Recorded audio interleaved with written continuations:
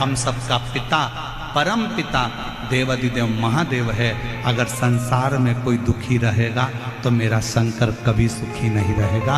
वो तुम्हारे दुख को देख कर दुखी है, वो तुम्हारे कष्ट को देख कर दुखी है।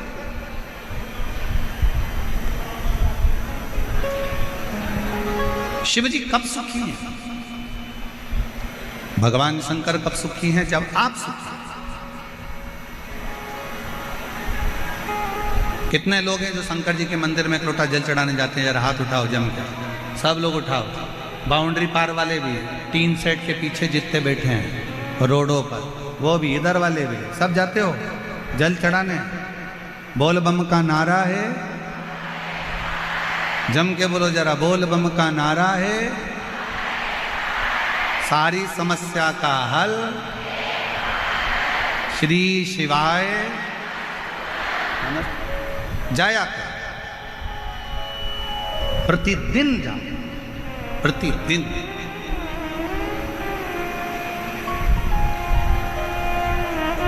क्यों? एक बहू का चेहरा उतरा रहता है ना, और बहू का अगर चेहरा उतरा है और वो सास के कमरे में जाती है रोज रोज, मम्मी सिर पे पल्लू लेके बड़ी धीरे स्वर में धीमा से बोलेगी, मम्मी ये लो चाय। अब ईमानदारी से बोलो, सास को चाय अच्छी लगेगी क्या? अरे बोलो तो जम के नहीं। फिर सिर पे पल्लू लिया, पापा लो दूध। अब पापा को वो दूध अच्छा लगेगा? नहीं। थोड़ा सा दुख चेहरे पर रखकर अगर आप घर के बुजुर्ग के पास जाते हो तो घर के बुजुर्ग को भी अच्छा नहीं लगता। उसी तरह आप रोज शंकर के मंदिर में जाओगे और अगर कोई दुख तुम्हारे चेहरे पर नजर आएगा तो मेरा शंकर भी सुखी नहीं रहेगा। कब तक सुखी नहीं है? जब तक आपका दुख समाप्त नहीं कर देता, जब तक आपका कष्ट नहीं।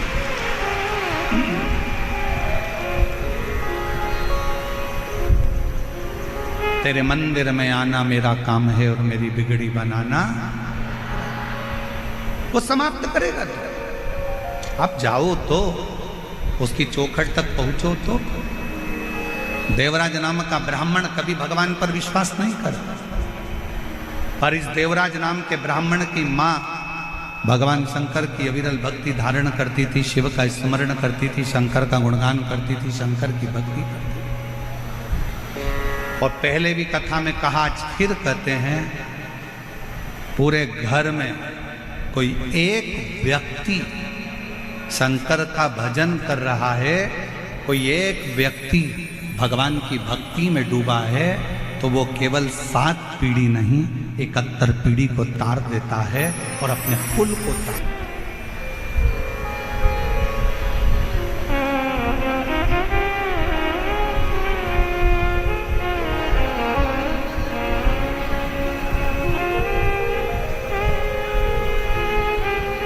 आप एक बार अविरल भक्ति में धारण तो हो। देवराज ब्राह्मण की मां शंकर की अविरल भक्ति को धारण करके शिव उपासना में लगी है।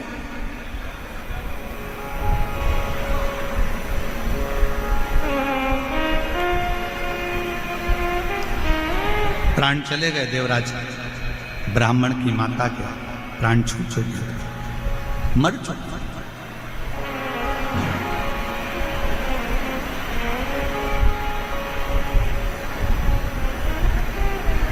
एक दिन चोरी का धन लेकर देवराज ब्राह्मण शंकर के मंदिर में पहुंच गए। शंकर के शिवालय शिव मंदिर पहुंच, कैसे भी जाओ।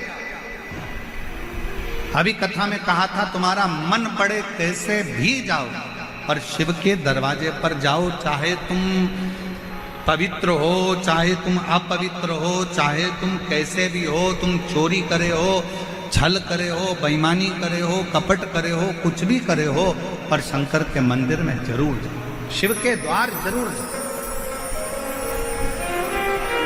शिव की चौखट तक जरूर जाओ।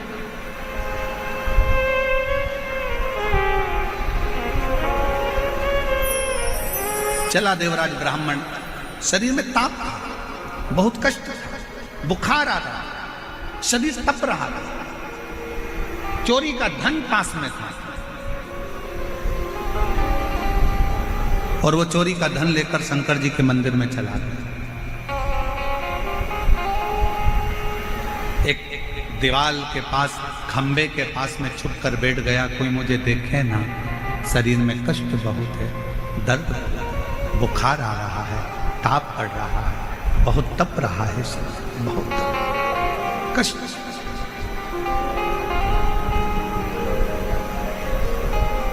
उसी मंदिर में शिव महापुराण की कथा चल रही है।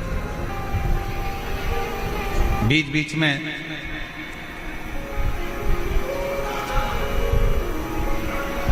ब्राह्मण देवता चिल्ला रहे थे, हर हर महादेव। किसको गुस्सा आ रहा था? मेरे शरीर में ताप पड़ रहा है, मेरे शरीर में बुखार पड़ रहा है, मेरे शरीर में कष्ट पड़ रहा है, और ये हर हर महादेव कह रहा है। कई मेरी जीजियाँ ऐसी बैठी हैं, कई मेरे जीजा ऐसे बैठे हैं, कई माताएं आस्था चैनल पर कथा सुन रही होंगी, उनको भी लगता होगा शरीर में अगर बीमारी होती है तो भजन में मन नहीं लगता है, फिर भजन में मन नहीं लगता।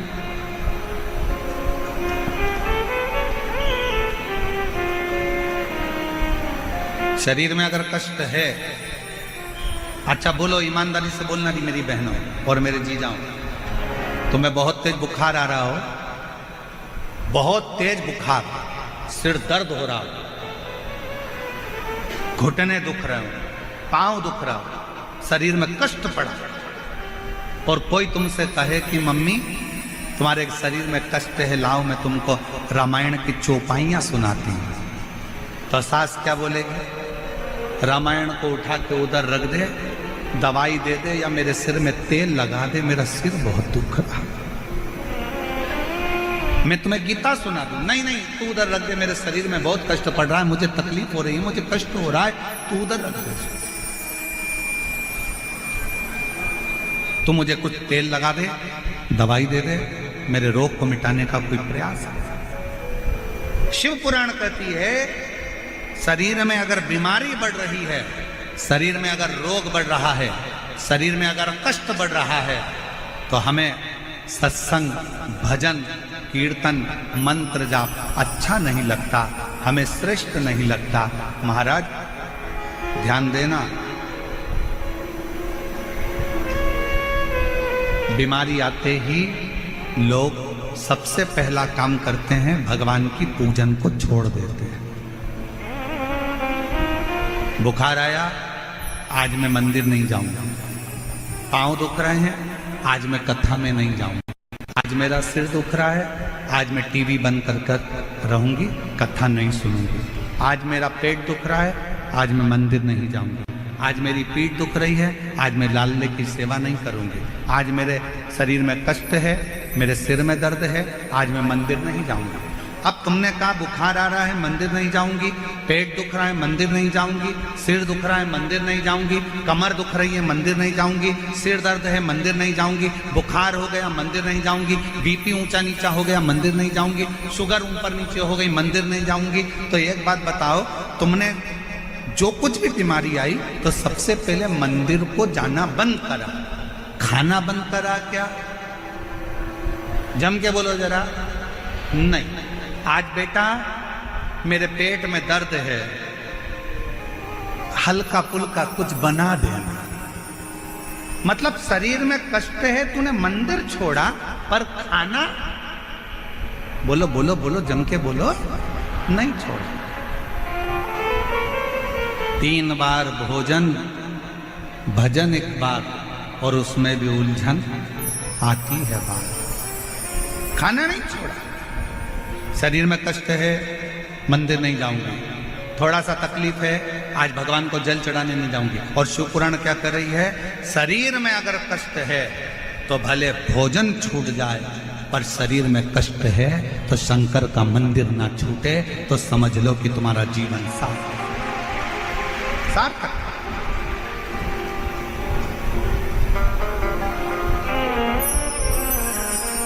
एक पत्र है, अच्छा है, देखिए कितना अच्छा पत्र है।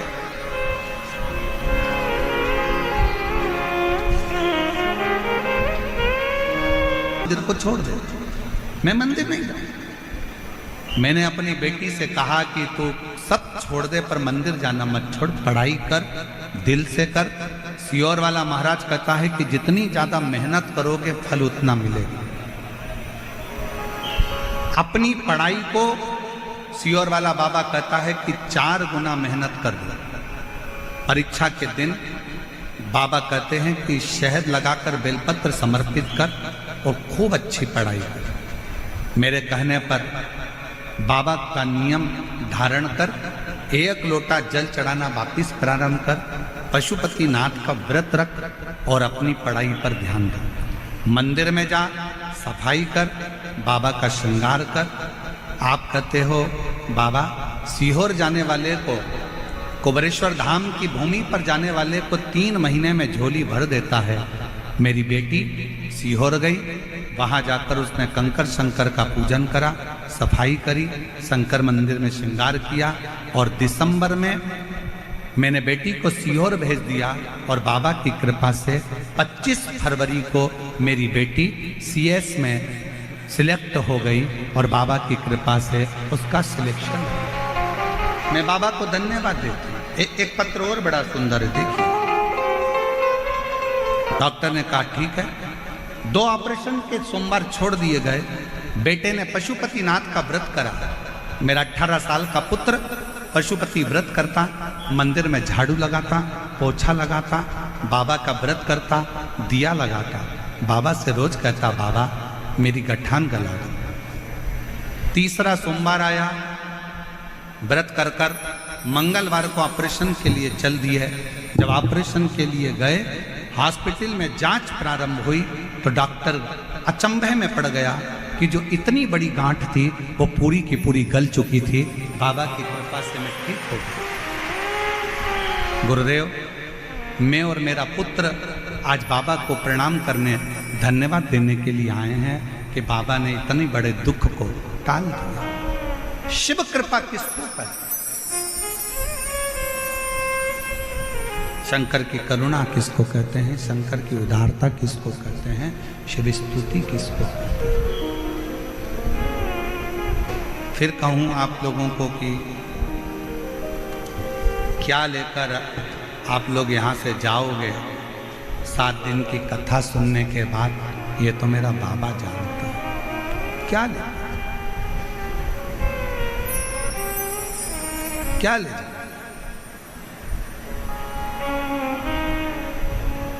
एक 18 साल की लड़की अपनी मम्मी से कहती है मम्मी मुझे भाई चाहिए, और माँ कहती है कि मेरा रजो धर्म नहीं आता तो भाई कैसे होगा? मेरा रजस्वला नहीं होती और तेरा भाई कैसे आएगा? कैसे संतान की प्राप्ति हो सकती है? उस बेटी ने कहा मम्मी अलवर में शिव महापुराण की कथा चल रही है, उसी और वाला बाबा आया है, कथा चल रही है, मैंने सुना है पंडाल में बैठकर जो मांगा जाता है वो देता है, चलो अलवर चलते हैं। वो 18 साल की बेटी अपनी माँ को लेकर अलवर में पहुंच गई। शीला मीना पति का नाम है, हरकेश मीना, जिला अलवर, तहसील कठुमर।